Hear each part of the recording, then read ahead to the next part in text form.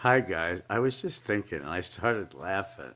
I thought the only problem I had was like a covert narcissistic aunt and friend out the street that were just acting inappropriate and just doing like just really mean stuff.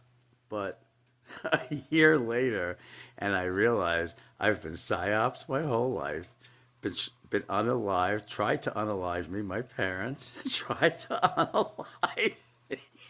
It's almost, it's hard for me to believe, but it's true, folks. So if you're in a situation that you're having a hard time with, just remember, I'm still laughing and they've stolen my inheritance. I believe that I was sacrificed to a satanic cult when I was a baby. I'm laughing because it's so outrageous.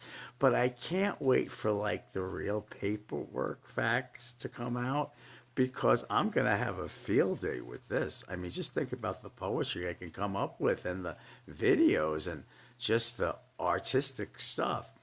You know, this is how I deal with things for all the witches that are watching and they realize their spells are not working. So they're going to see how, I deal with it with my guides and stuff.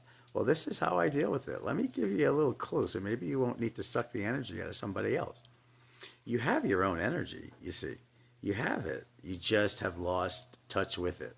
So now you feel like you want to take the easy way out, but it's not because you're just going to make yourself sick and come up with all kinds of illnesses and stuff. So I wish everybody would stop doing that because it only fuels my creativity because that's how I work.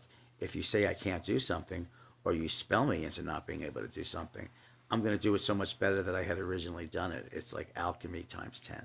So you've lost there. The thing is, I have had to now, since no one is really talking to me, and most of my so called friends were psyops with my family and taking my money to stalk me and try to get me to unalive myself or actually unalive me. I've come to realize that I had to rely on what I relied on when I was a little boy. Like I would stay in my room a lot and create. And you got to get back to that 5 year old. You know, that inner child is very smart. But, as adults, we have to get back to that 5 year old that knew, that was very resilient.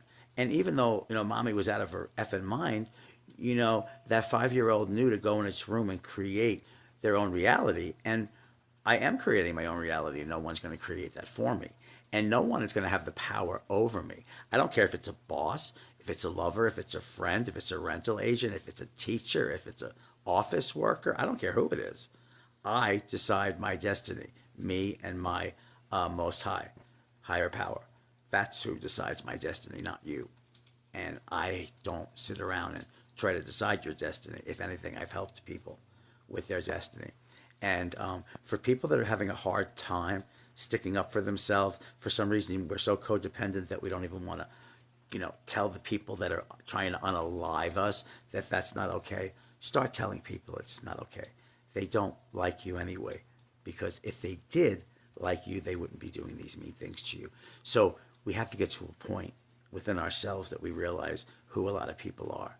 And I just look forward to this all being over and just being able to have the money in the house that was left me and to have all these people leave me alone and not have to try and create a monster in me so they could be okay with all the horrible things that they have done to me.